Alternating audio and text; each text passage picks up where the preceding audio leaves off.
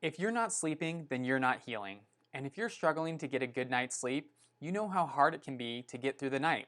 And sometimes getting through the next day can seem like a miracle. But not only is this stressful on our day-to-day function, for people with Hashimoto's and other autoimmune conditions, it can actually prevent them from healing. In today's video, I'm going to go over the number one most important reason why you aren't sleeping with Hashimoto's and also give you some strategies to help improve this. If you like learning about Hashimoto's and chronic thyroid symptoms and how you can naturally support them to lose weight and improve your energy, make sure you subscribe to the channel and ring the bell. That way you'll be notified whenever I post a video each and every Thursday. Also, stick around to the end of this video for a special bonus that will help you to better understand what sort of foods you should and shouldn't be eating to support your thyroid gland. I'm Dr. Bodle, and I help people better understand the root cause of their thyroid conditions, and I help them get results naturally. Sleep is no different, and we always have to work our way back and say, why is our sleep changing in the first place? When it comes to Hashimoto's, there are some significant links to our sleep patterns, and we can start to unravel what exactly is going on there by looking more at our immune system. Whenever we're dealing with autoimmune conditions, one of the hallmarks of these diseases is chronic immune activation and associated inflammation. When this happens, it puts a stress on our system, and our brain will notice this and try to make the necessary changes to get us out of that stressful situation.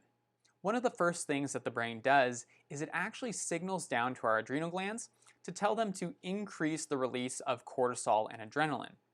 When this happens, it actually increases our blood sugar levels, providing enough necessary fuel to our large muscles, which will allow them to move us out of that scenario.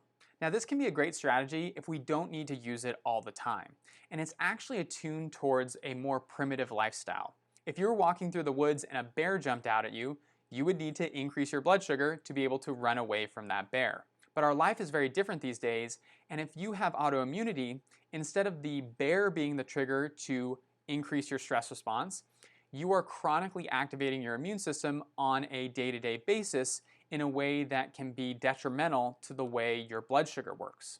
So to quickly recap, stress activates a pathway from our brain to our adrenal glands to increase our cortisol levels. This then increases our blood sugar. This can be a good strategy in the short term, but if we're activating this pathway all the time, it can actually be detrimental to our health. And this is what happens when we're dealing with autoimmune conditions. So what we see from a clinical perspective is when we have these chronic activations, when we have these chronic stressors like autoimmunity, what will happen is the brain will eventually stop paying attention to the stress response. And I'm often reminded of a time where I walked into a friend's office and there was so much chaos going on. I asked them, how do you work in this type of an environment? And they said, you know what, after a while you get used to it. The same thing goes on with our brains. If there's information that is not necessarily new or not necessarily important, the brain will start to tune it out. So the fact that our blood sugar is all over the place, yesterday, the day before that, the week, the month before that, it's not going to care about it as much anymore, and it's going to be less sensitive to those changes. That means if we encounter a situation where our blood sugar actually does start to drop and we do need our brain to kick it into gear and bring it back up to normal levels, say you haven't eaten enough during a day or maybe your activity levels are really high, it's not going to engage like it should. This can lead to a number of symptoms like fatigue, headache, irritability, nausea, and moodiness, which is all due to the crisis situation of our blood sugar dropping too low. So what do we do when we have these symptoms during the day? We get hungry and we eat. And for people who have experienced this before, they know the profound effect that food can have on them and how it can quickly turn around symptoms that are associated with that low blood sugar. But what happens if this occurs at night? We can't get hungry, we can't eat, and we have to rely on that pathway, that communication from the brain to the adrenal glands to help kick in and support our blood sugar when we don't have an external source of calories. So what happens? Well, our blood sugar drops low. Our brain isn't going to pay attention to it because it has been trained that it doesn't need to do that. So the blood sugar continues to drop lower and lower and lower. And when this happens, it eventually gets to a point where there's enough of a stimulus there, there's enough of a stress that our brain realizes, uh-oh, this is a situation that I need to actually oversee and do something about, because it could be problematic for us if our blood sugar gets into an unhealthy range. But by this time, we're kind of in crisis mode and the brain is a little bit behind the 8 ball.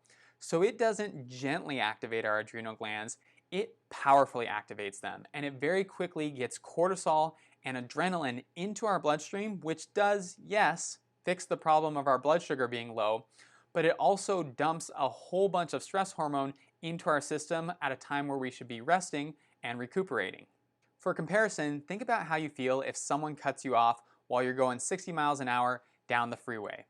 Your heart will be pounding after that, and that's what it feels like to have a whole bunch of adrenaline elevated in your bloodstream.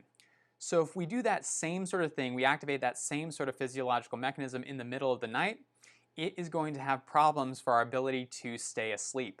Now, depending on who we are as a person, we're all going to have an individualized stress response. So when those stress hormones elevate in our bloodstream, some people may start to toss and turn, while others will wake with a start, have feelings of anxiety and impending doom, and might not be able to fall asleep for several more hours. Additionally, this is why a lot of people wake up the next morning feeling very beat up and sometimes nauseous and gross. It's like you've been in a fight all night because your stress hormones have been elevated since 2, 3 a.m. And good luck getting the proper rest you need when that's going on. Now, if you have some great tips for getting a good night's sleep, share them in the comments below. I'd love to know what you guys have been doing and what's been working for you. So if we know that chronic autoimmunity can lead to changes in the way our brain, adrenal, and cortisol systems work, and it makes us less able to stabilize our blood sugar as we go through a normal night's sleep, then what can we do to start improving some of these symptoms? The first thing that we have to do to help improve our sleep is we need to avoid eating inflammatory foods. Now, this isn't going to work on the exact mechanism that we're talking about today, but it will, from a top-down approach, start to reduce the amount of immune triggers or immune activity that is occurring, and that will help this system to actually repair and heal so it can be more functional for you. If you have any questions or need a starting point for what foods you should be eating when you have Hashimoto's, make sure you check out my video on the best foods to eat with Hashimoto's, and that will give you a great place to start making some changes. The next thing that you can do, which is not only a great test, but you can also use it to support your system, is to have a couple of bites of protein or a couple of bites of fat before you brush your teeth, right before you go to sleep. So if low blood sugar is a problem for you in the middle of the night, adding some extra calories right before you go to sleep will help to mitigate that, and over a 1 to 2 week period, you should notice an improvement. If you do, then you've got your thumb on it.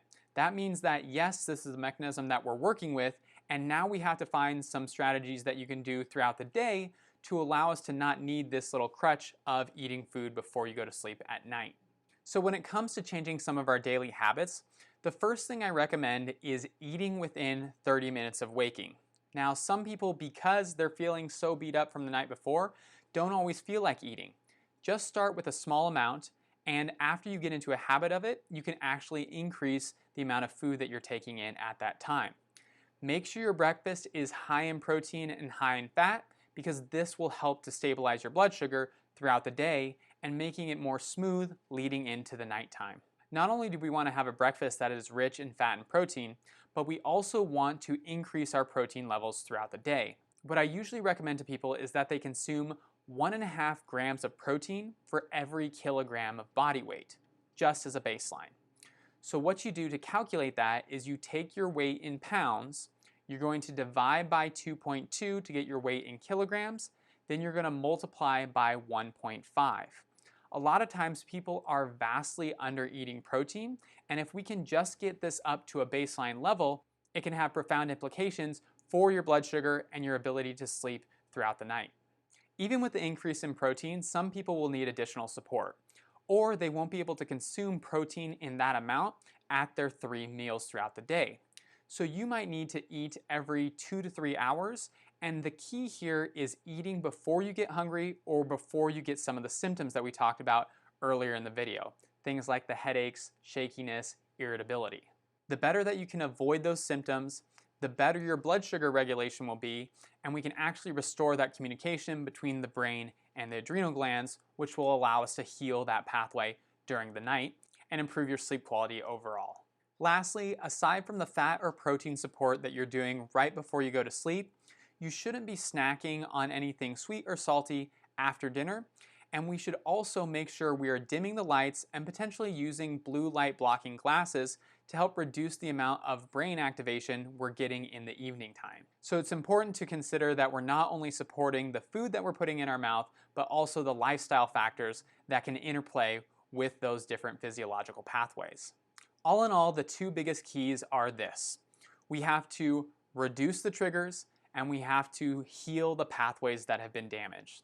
So make sure you're avoiding those inflammatory foods and also do everything you can to help balance your blood sugar during the day so it's more stable for you at night.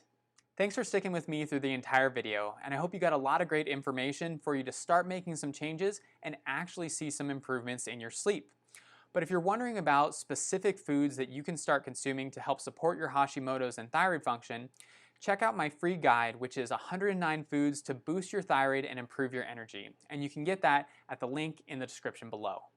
If you like this video, make sure you give it a thumbs up and subscribe to the channel. Also, check out some of my other videos so you can learn more strategies to help improve your weight loss, improve your energy, and support your Hashimoto's.